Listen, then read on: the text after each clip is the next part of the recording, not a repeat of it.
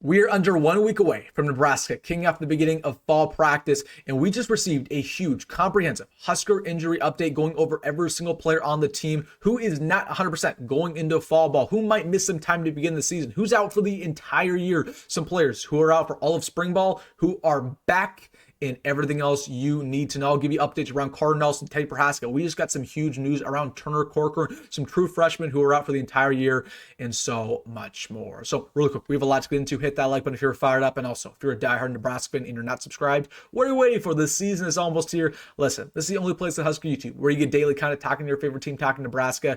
It's a no-brainer. It takes 2 seconds. Join the family. Hit that subscribe button. Thank you so much. But without further ado, we have a lot to talk about. We're getting so close. Nebraska kicking off the beginning of fall practice.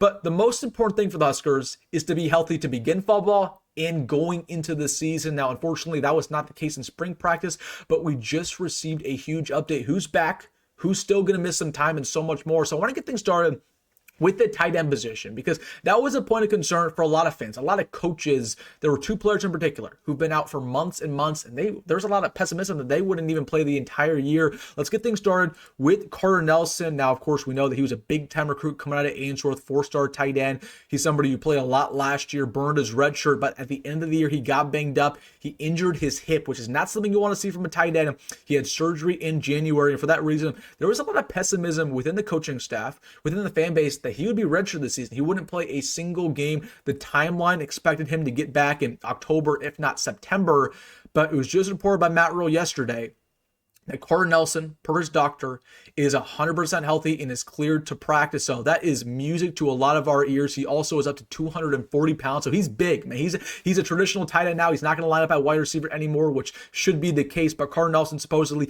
is 100% healthy. Now, I will give you this caveat. I do believe the Nebraska coaching staff will still be very slow with him. Again, that hip injury, you don't want to mess with that. You just don't. Okay, that's something that could ruin his career. That's something that you want to make sure he's 100% healthy before you actually throw him out on the field versus a Big Ten opponent. So is Carter Nelson going to start this year? Is he going to be in the mix for that starting job at tight end? Probably not.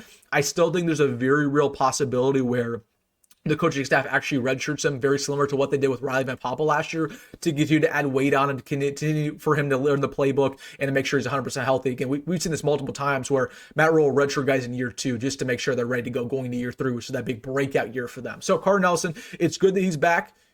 TBD whether he's in the mix to actually start. I doubt that's going to be the case, just because, again, this tight end room's pretty loaded, but it's good that he will be practicing and he is supposedly 100% healthy and he looks the part. I mean, he's up to 240. I would like him to get up to about 250 when it's all said and done. Then we received news around his tight end counterpart, who definitely will also be in the mix to potentially start at tight end, none other than former 4-star LSU tight end Markway. Now, we know that he transferred to Nebraska last fall, kind of came out of the blue, and in his 3rd practice with the Big Red, he tore his ACL, who's out for the entire year. And this is not something that is unique to Markway. He's got injured time and time again throughout his career. Whether it's at LSU, whether it's in high school, he's somebody who just kind of always gets injured, but the talent speaks for itself. There's a reason he played in 12 games as a true freshman. He's incredibly athletic. He can block at a high level. He can do both. Now, he tore his ACL. He was out for some time. He's out for all spring ball. But once again, it was reported by Matt Rule that he is 100% healthy. No limitations. Going into fall practice, he should be in the mix to potentially start at tight end. It's going to be a battle between him and Luke Lindenmeyer, more likely than not. Luke Lindenmeyer is the odds-on favorite right now. He balled out in spring practice, but Markway definitely will give him a run for his money. Hopefully, he can stay healthy, because that's the big concern. Yes, you're healthy right now. Can it stay that way? We will see, but some good news to get this video going. Then let's get into some not so good news. We got news around Teddy Prohaska. While he is healthy and he's 100% going into fall ball, the coaching staff, they're going to be very slow with him. They're projecting Tyler Knack right now to start at right tackle because they don't want to throw Teddy Prohaska into the fire immediately. They believe that he probably is the most talented right tackle on this team. But again, it's just an issue with Teddy Prohaska. Yes, he's healthy right now, but he's always been injured. He's played 4 seasons with the Huskers. He's never played a full year because he's gotten injured every single one of them, whether it's an ankle injury, ACL injury, calf injury. We've seen pretty much everything when it comes to him, right? So Teddy, while he's healthy, they're going to take it very, very slow because they're not messing around anymore. They're not messing around. So just watch out for him. But definitely, if they feel 100% that he's ready to go, I think he will start right tackle versus Cincinnati. But you got to hope he stays healthy over those 12 games. I'm just not betting on it. I do not anticipate that happening, unfortunately. Then We received news around another offensive lineman on the team, Turner Corcoran from Matt Rule. Some bad news that he is not healthy to begin this year. He's not going to be active in fall ball. He probably is going to miss some time to begin the year. So Turner Corcoran, somebody where, I mean, this is it for him. This is his final year of eligibility. He was almost a 5-star recruit coming to high school. He is a bust. Let's call it what it is. He does not live up to that. He's been a liability at both left guard, left tackle, right guard. Try to put him pretty much all over this offensive line. It hasn't worked. He's not good in the pass pro, but a lot of people were expecting Turner Corcoran to not be in the mix this year to start, and that would be the best move for him, to potentially have no expectations and go out there and play his best ball. But Turner Corcoran, he has, I believe, it's a hamstring issue that's been lingering for about 12 months now. It's been happening for a long time. So I just don't even know if Turner Corcoran's going to play this year. They might just say, hey, we're going to medically redshirt you and have you come back for a year. What is it, 7 at this point? That might be the case with him. Because this offensive line, they feel like it's very deep, but he will not be ready to go. I'd be shocked if he's ready to go even by the Michigan game. It's just, I would honestly redshirt him this year and just say, hey, maybe you can come back and we'll see what you can do. But Turner Corcoran, just want to keep you guys updated on that. He wasn't going to start anyways, but that just kind of hurts our depth a little bit on the offensive line. Then going over to some other players, Demitrius Bell, who of course tore his ACL in last year's spring game. We knew all the hype around him. He was Jacory Barney before Jacory Barney. He was projected to be our starting receiver in 2024. Tore his ACL. All those plans were changed. They took it very slow with him. Matt Rule has said time and time again that he was actually behind on his recovery. That's the reason why he was out all of spring ball. He was out all of the summer. But Demitrius Bell, I'm happy to report, is 100% healthy going into fall ball. He probably could have played a little bit in the spring, but they were just taking it really slow. They didn't want to risk anything when it comes to him. They know how talented he is. They didn't want to make sure he re-injured himself. So Demetrius Bell, no limitations. He's ready to go to begin fall ball. There's a lot of expectation that he will be the 4th best receiver on this roster, maybe even push for a starting job alongside Nyziah Hunter. And he's also up to about 195, gained about 15 pounds this offseason. So he is looking very, very big. So some good news there around Demetrius Bell. Should be no limitations. And the fact that they've waited this long with him, like he's had a recovery time of, I want to say, about 14 months. He's going to be 100% healthy. Like, he's not going to have any knee injuries, or he's not going to have any. A lot of times when people come back from ACLs, they're not as fast, they're not as explosive. The fact that we've waited so long and been so careful here, he should be just fine. He should be a better player than what he was before. So that is music to a lot of our ears. Then going on to some more players. Jamarion Parker got injured at the end of spring ball. This is somebody who we need to be healthy. We need to be good from a weight standpoint in order to push some guys in this running back room. He's kind of the X factor. Now, it was reported that he's up to 200 pounds. He put on a lot of weight this offseason. He started, I want to say, at 175 when he got on campus. So he put on about 25 pounds in just a span of about 4 or 5 months. But he got banged up. EJ Barthel was not too happy with him. He said that he needs to get his body right. And Jamarion Parker, 100% healthy. He's ready to go, ready to hit the ground running. It's going to be interesting to see what happens in that running back room. But if he can stay healthy, sky's the limit for him. I think he'd be a really good breakout player. But it should be noted, I mean, this running back room in general is very banged up. Like, Quinn Ives got injured at the end of spring ball. Mekhi Nelson got injured last year for the Huskers, right? Like, this running back room can't stay healthy alongside EJ. We're hoping Jamarion Parker can over the course of the year.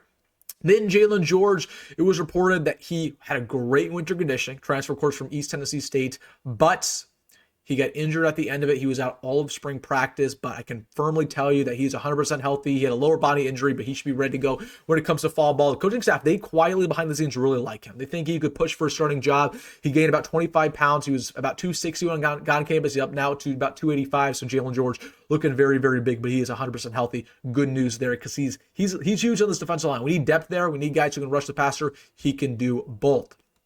Then another transfer who we need to talk about, Jamarion, coming in from Southern Illinois. A lot of hype around him. He injured his shoulder, was out all of the spring ball. He, once again, is also 100% healthy. Will push at corner and at safety. Kind of a guy who can do pretty much everything. He'll probably play in the nickel, too. So Jamarion is going to be in the mix there, which is very, very good for the secondary. I really like him. I think he's physical. He can tackle at a high level, but somebody who has dealt with injuries time and time again in his career. Hopefully he can change that at Nebraska. Then Sualafoto, somebody who's always had injuries at Nebraska and in high school at the D-line spot, was out all of spring ball. He's somebody who is going to be a little bit limited going into fall camp. We'll see what his role is going to be this year, but somebody who's just so talented. Like, if he can stay on the field, he's going to be productive, but man, hopefully he can stay healthy going into the year, but should be limited at the beginning of fall practice with another lower body injury. And then a couple other updates around some true freshmen.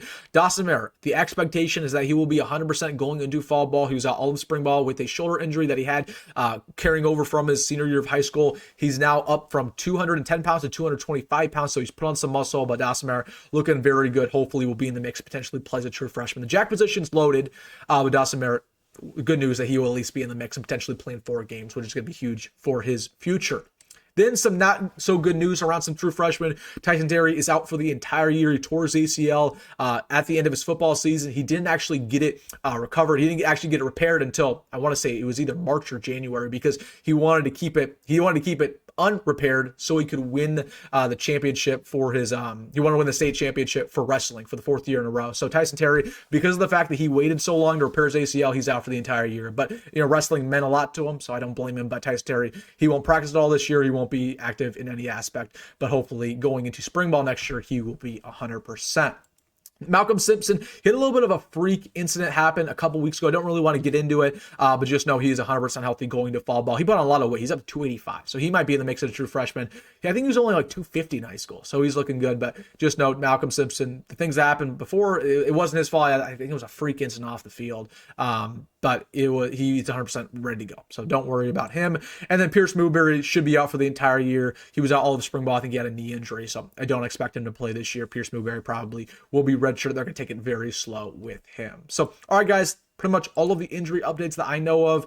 Besides, if I didn't mention a player, it means they're healthy, it means they're ready to go. But it's imperative that this team is healthy going to fall ball, and they're healthy at the end of fall ball, right? Going into the year, because every single year, Teddy Prohaska get injured, or we'll see a running back get injured, or a wide receiver get injured. Like, I'm just hoping that we stay healthy in fall balls, that we have a 100% healthy roster going to Cincinnati, and we're ready to roll. So, all right, guys, let me know your thoughts down below about everything. Hey, if you made this far, hit that like button and subscribe. As always, folks, go great, go at roll, and I'll see you in the next one.